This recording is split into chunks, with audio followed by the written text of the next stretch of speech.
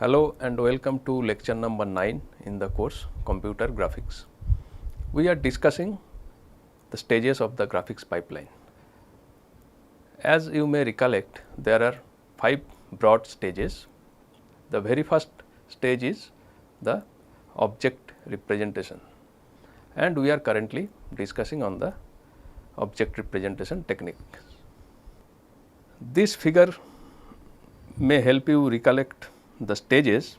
We have the first stage as object representation, then we have the second stage as modeling transformation, third stage lighting or coloring, fourth stage is the viewing pipeline, which itself consists of 5 substages: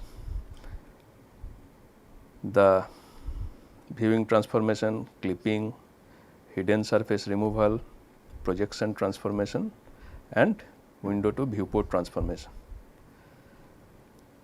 And finally, we have the scan conversion, which is the fifth and final stage. Now, we are discussing the first stage, object representation. So far what we have discussed, let us have a relook. There are broadly 4 techniques that are popularly used for representing objects. One is point sample rendering, then we have boundary representation. Now, in boundary representation there are 3 techniques: mesh representation, parametric representation and implicit representation. In the previous few lectures we talked about point sample rendering, the boundary representation techniques including mesh representation, parametric representation and implicit representation. Also, in the previous couple of lectures we discussed in details one of the very popular parametric representation technique, namely the spline representation. The other techniques include space representation or space partitioning based representation technique, which itself has 3 sub techniques: octree, BSP or binary space partitioning and CSG. Then we have sweep representation having further techniques, namely sweep surface representation and surface of revolution representation. Apart from these 4, there are some other representation techniques which are application specific and some advanced techniques such as scene graph, skeleton model and advanced modeling techniques including particle systems, fractal systems and so on. And we have got some idea on various representation techniques in our previous lectures. Today we are going to discuss in details the space partitioning technique for representing objects, including its sub techniques. So, that will be the topic of our discussion today: space partitioning methods. Now, when we talk about space partitioning, what we refer to? As the name suggests, space partitioning refers to the representation of an object in terms of the 3D space that it occupies. The space is defined by its boundaries and we represent the space or the volume that is enclosed by the boundaries rather than the boundaries, which we have seen in the earlier lectures. Now, there is one important concept in space partitioning techniques. This is called voxels. You have heard of pixels. So, we mentioned this term earlier. This is the smallest display unit, and on a display screen we assume that there is a pixel grid. Similarly, voxel is basically the 3D counterpart of the concept of pixel. Voxel is the smallest unit of representation in a 3D space. Any 3D space can be assumed to be having a voxel grid. Like a pixel grid, we can create or assume that a voxel grid exists to represent a 3D space. So, pixel grid is for 2D space, voxel grid is for 3D space. And voxel, as may be obvious, is the simplest way of representing 3D objects. Now, when we talk of voxels, we are essentially referring to typically uniform sized cubes or parallel pipes. So, essentially a grid of uniform sized cubes or parallel pipes, that is our voxel grid. Now, in each grid, each voxel element of the grid typically carries various information. What are those information? The intensity at that particular 3D region, the temperature of that region, and so on. And these information actually help in uniquely describing the 3D scene. So, essentially voxels are having attributes which are characteristic information for the particular object in the scene. Using voxels, we can actually apply various techniques to represent objects. One such technique is the octree method. What is this method? As the name suggests, it is kind of tree representation. Now, let us try to understand what is this tree. So, essentially it refers to a method to create a voxel grid, but in the form of a tree. So, in this method, the input is a 3D region.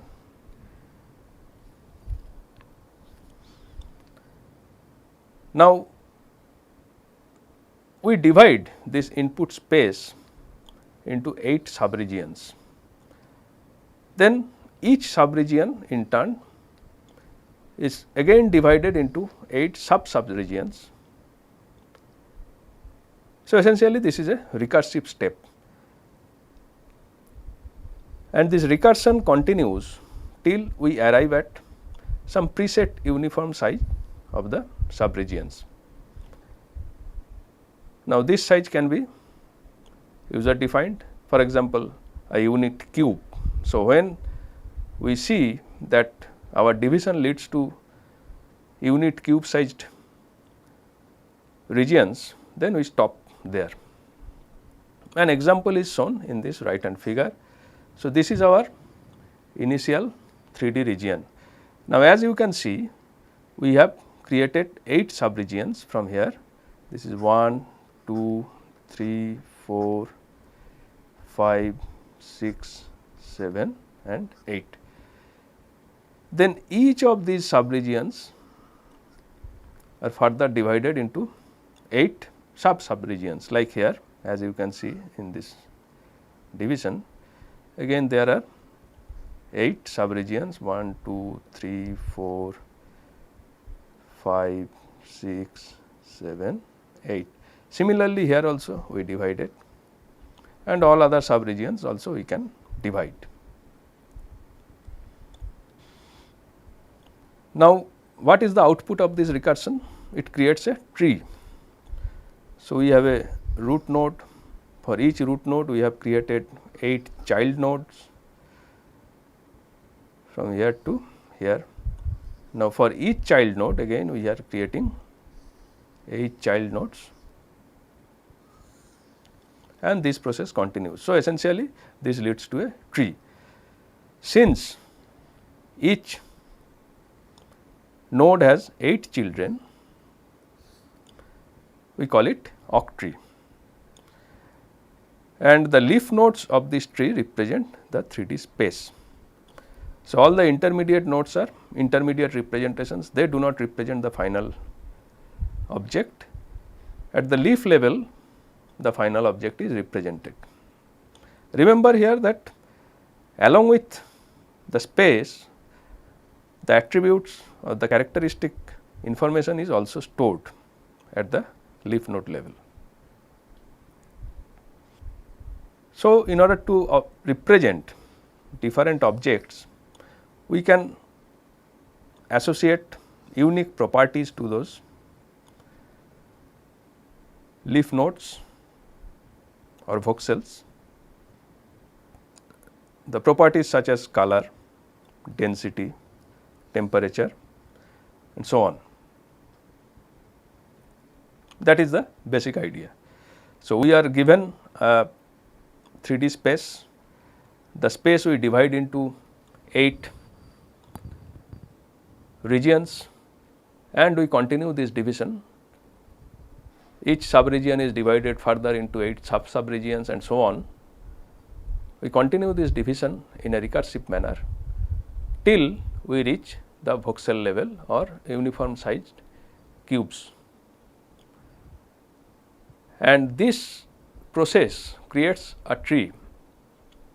Each node in this tree has 8 children. So, the tree is called octree. The leaf level contains the voxels or representation of the 3D object, and the characteristic information such as color, density, temperature and so on are associated with each voxel in this tree to uniquely identify objects. Octree is one of the various methods where space is used to represent the objects. Another popular method is called BSP or the BSP method. Now, BSP stands for binary space partitioning and the method is binary space partitioning method. So, what it does?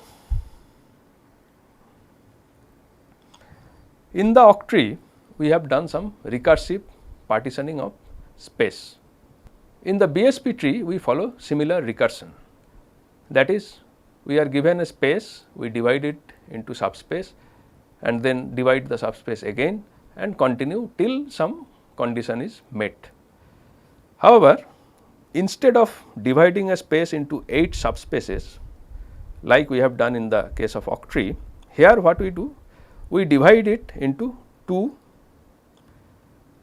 spaces or subspaces in each recursive step.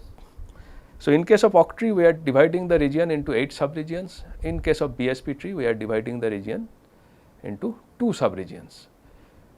That is why it is called binary space partitioning, binary or 2. Now, how do we divide? We use planes. So, we are given a region, we assume planes are available to divide the region into subregions, but these planes need not be parallel to the planes formed by the axis x, y, y, z or z x. It can be planes of any orientation. Of course, if we are having parallel to the planes formed by the principal axis, then it is easier to implement, otherwise we have to do additional computations. Let us see one example. Suppose we are given this 3D region and we are going to represent it in the form of a BSP tree.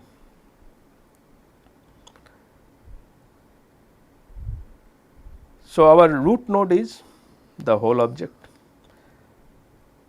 Then we have used a plane, this one,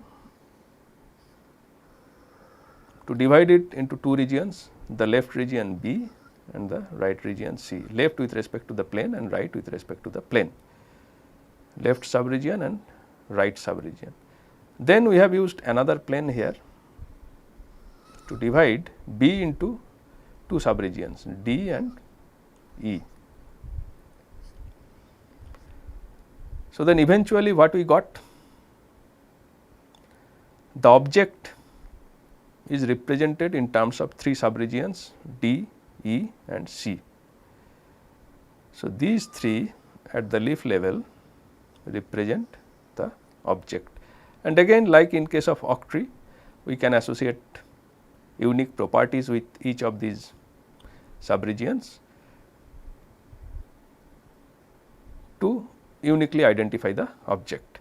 Now, here we have used two planes which are orthogonal to each other, they are orthogonal planes, but that is, as we have already seen earlier, that is not a strict requirement. Planes of any orientation can be used to divide the regions into two subregions. So, here instead of this orthogonal plane, we could have used any plane of any orientation to divide it into two regions, two subregions. That is the most general formulation for BSP tree creation, but as I said, if we are using planes that are not parallel to the planes formed by the principal axis, then additional computations may be required to process the representation. Let us see one more example for creation of BSP tree. How we can create, how we can write an algorithm for creation of a representation. Consider this figure. Here we want to represent this circle. This is a, of course, two dimensional figure, it is not 3D object, but this 2D object we want to represent this circle which is having the center at PM and radius R. So, we want to represent it using BSP tree. How we can do that? So, we take as input the surrounding region R, which is the square represented by the four vertices or the corner points P1, P2, P3 and P4, and the circle is within this region. So, when we are representing the circle, we are essentially representing this region with some regions that are part of the circle having unique characteristics of the circle. How we can do that? So, we will partition the region into four subregions. So, first we divide into two subregions, then each of these two subregions we divide into further two subregions and so on.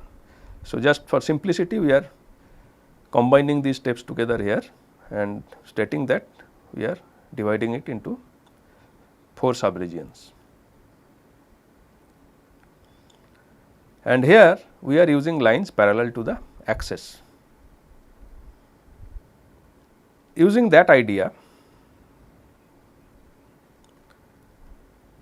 what we can do? We can write an algorithm for a function create BSP where R is the input region. Now, we will use R to create a node,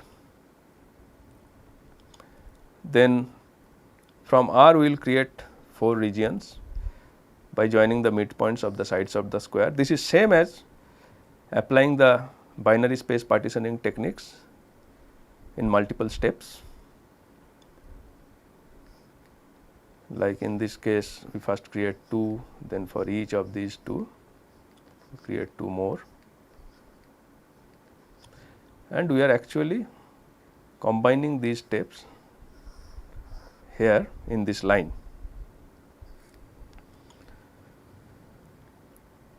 Now, for each of these subregions here at this leaf node of this figure, if the size of this subregion, suppose this region is divided into 4 subregions. So, we are considering this. Now, if the size of this subregion is a unit square,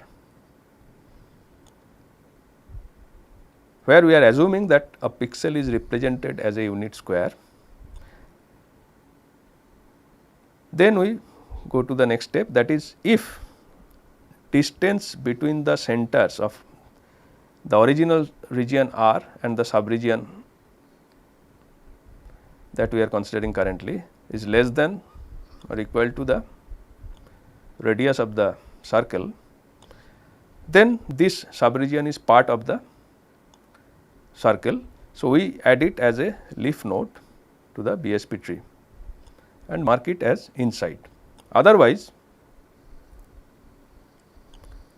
we mark it as outside, although we add it as part of BSP tree. Now, if this size is not unit square, that is, we have not reached the termination condition of recursion. So, for each node we perform the function again, that is, we call the function again recursively mentioned in these 2 steps. So, at the end of it we get a tree where the leaf nodes represent the bounding region, the original region divided into subregions. Now, some of these subregions are marked as inside the particular object, inside the square, whereas others are marked as outside. So, from that tree we get a representation of the square.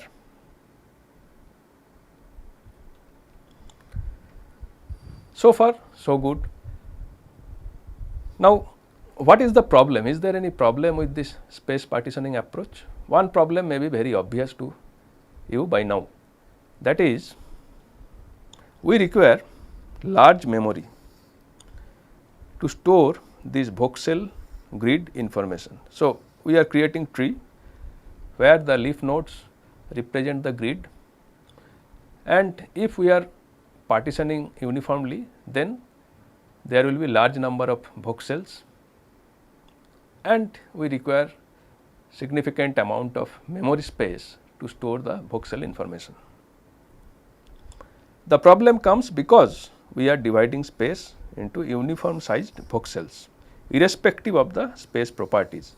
Like we have seen in the earlier example, the region R is a big region. Within this, circle occupies small area, but we are dividing the region into uniform sized subregions, and many subregions may be outside the circle. So, if we want to represent the circle, it is not necessary to represent those regions which are outside the circle. That actually wastes some memory space. So, if we have some method to avoid this wastage, then of course, that would be helpful. So, what we want? If a certain region in space has the same properties everywhere, then ideally we should not divide it further, because even if we divide, whatever we get, we will get the same property. Instead, what we do? We still divide it into voxels, although each voxel contain the same attributes, because the broader region or the broader region in space has the same property everywhere. So, we can actually save, this is, there is a typo here, it is save. We can save memory by using this idea of non-uniform partitioning. So, earlier we were talking of partitioning a region into uniform sized voxels. Now, we are talking of non-uniform sized space partitioning. What is that?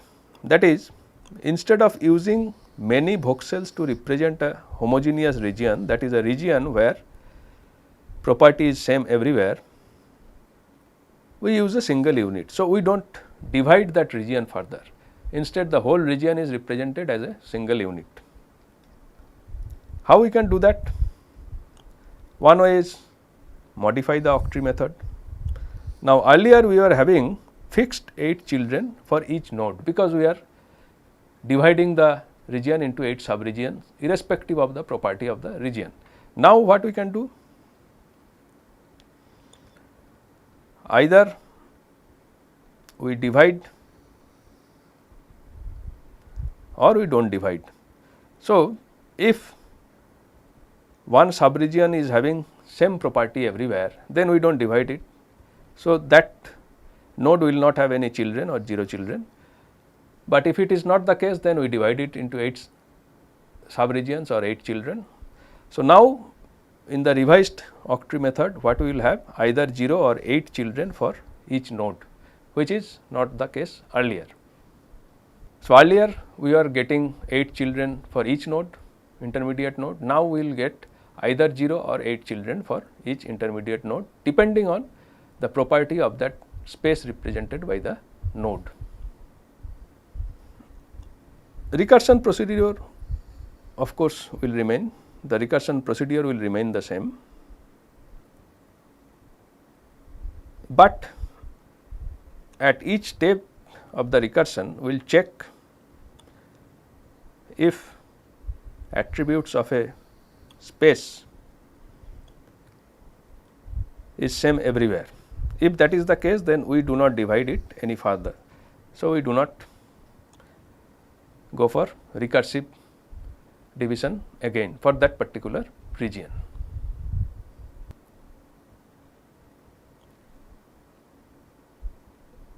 BSP representation also suffers from the same problem if we are going for uniform partitioning, and to avoid that we can go for a revised method or a refined method, where we can either divide a region into 2 subregions if the subregions are having different properties at different places, or we do not divide. So, the intermediate nodes will have either 0 or 2 children, similar to the revised octree method. So, what we have learned is that the basic unit of representation will be voxel. Now, using voxel, we can divide a given 3D space to represent the object contained in that space in 2 ways. One is uniform division. Now, when we are going for uniform division, we will get one particular type of tree if we are following octree method, or one particular type of tree if we are following the BSP method. In the octree method, if we are going for uniform division, then we will get 8 children for each node. In the BSP method, we will get 2 children for each node. Now, if the region which we are dividing is having the same attribute or same properties everywhere, then it will be a wastage of memory to divide that region into subregions and store the information. Instead, we need not divide it any further. So, in the case of octree method, we modify it for non-uniform partitioning by imposing the fact that a node can have either 0 or 8 children. Similarly, in a revised BSP method, we can modify by imposing the fact that each intermediate node can have 0 or 2 children. There is another space partitioning method known as CSG. What it means? It stands for constructive solid geometry. So, this is another method for space representation of objects. Now, in case of octree or BSP, what we have seen? We have seen that these representations are based on division of space. So, we are given a space and we are dividing it into subspaces. In comparison to that, in case of CSG, what we have? It is actually based on joining of spaces, just the opposite of what we do in BSP or octree methods. So, in case of CSG, we rely on joining of spaces to represent objects. Let us try to understand this with respect to an example. Consider this object. This looks pretty complex. However, when we are using CSG or constructive solid geometry method, we can represent it as a union of some other shapes. So, we start here at this level. Here we have this shape, this shape, this shape and this shape. So, 4 shapes are there. Now, we combine these 2 shapes to get one shape, and we combine these 2 shapes here to get this shape. Now, these 2 shapes are then further combined to get this overall shape. So, here we start with set of primitive shapes or basic shapes. Then we apply set of Boolean operators, namely union, intersection, difference, etc., which are defined over this set of primitive shapes to get newer shapes. Like here on these 2 shapes, we applied a Boolean operator to get a new shape, and this process continues till we get the desired shape here. So, the operators can be applied hierarchically. So, from this level we reach to this level, from this level we reach to this level. At each level we apply the Boolean operators. So, that is a hierarchical application of operators. So, in other words, we have a set of primitive shapes defined and a set of Boolean operators on those shapes also defined. Now, we apply those operators on the shapes to get new shapes, and we apply those operators hierarchically till we get the desired shape, till we are able to represent the desired shape. So, what is the representation? Representation is essentially the primitive shapes and the Boolean operators applied in a hierarchical manner. So, that is the representation.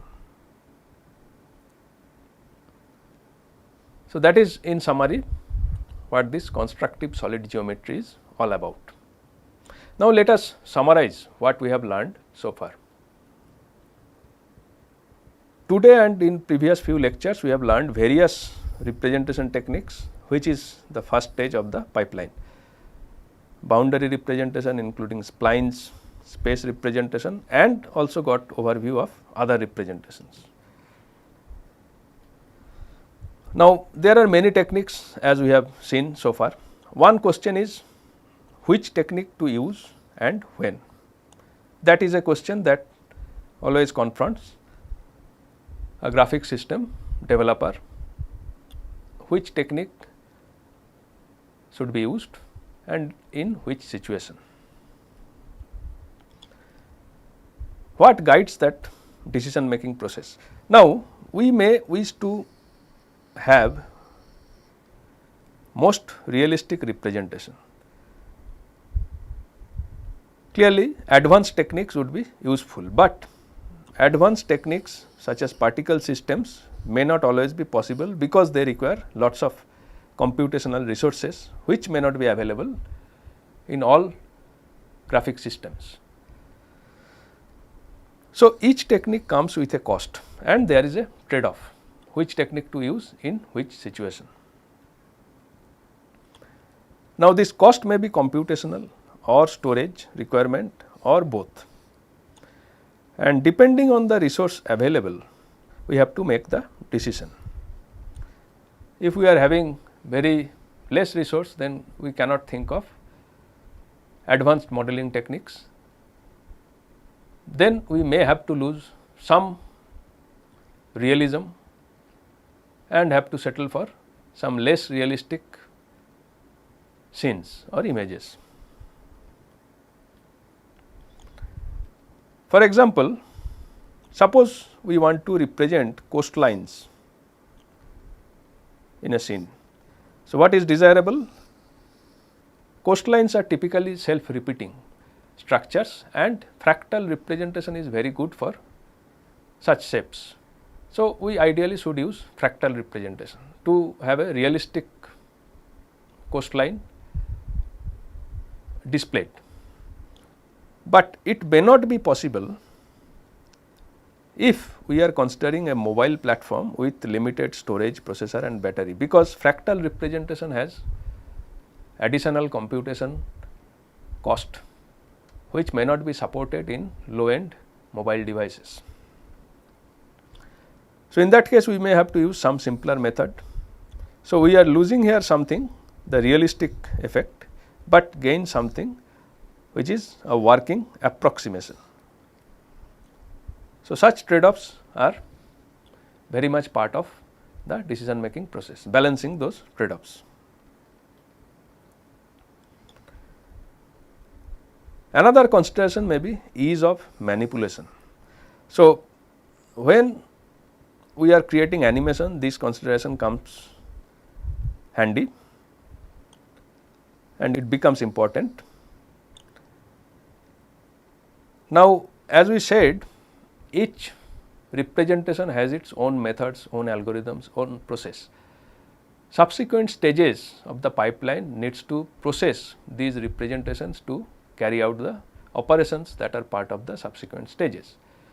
So, that requires manipulation of the representations. Now, if it requires a lot of time to manipulate, for example, rotate an object, shift an object horizontally or vertically, scale up or down an object, or clip, project or perform hidden surface removal, etc. These are part of other stages of the pipeline. We will discuss about these stages in details later. Now, if lot of time is required to perform these operations for objects that are represented in a particular way, the quality of animation may be reduced.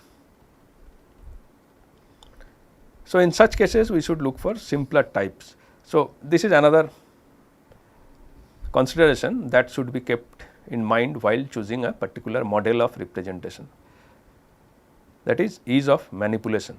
So, if we are having low end devices, low end graphic systems, then it is not advisable to go for advanced representation techniques which require lots of manipulations later, particularly in the context of animation. Third consideration is ease of acquiring data.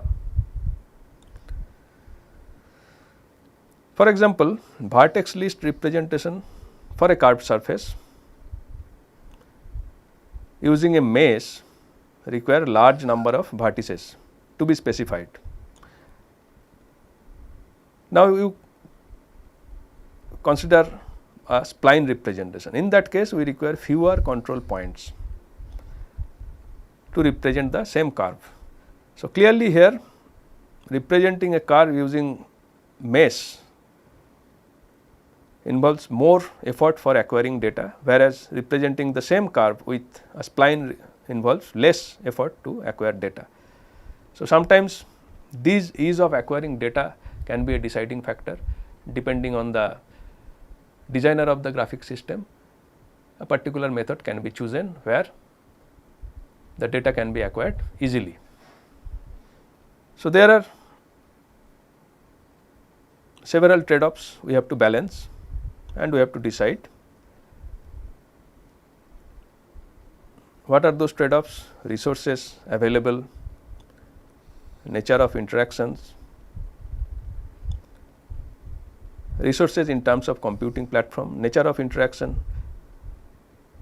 in terms of our level of comfort with supplying large amount of data, and also effect, whether we want a very realistic effect or we are looking for some approximation considering the lack of resources. So, depending on these broad three considerations, we have to choose a particular modeling technique. So, with this we have come to an end to our discussion on the first stage of the graphics pipeline, that is object representation. In the next lecture, we will start our discussion on the second stage of the pipeline, namely modeling or geometric transformations.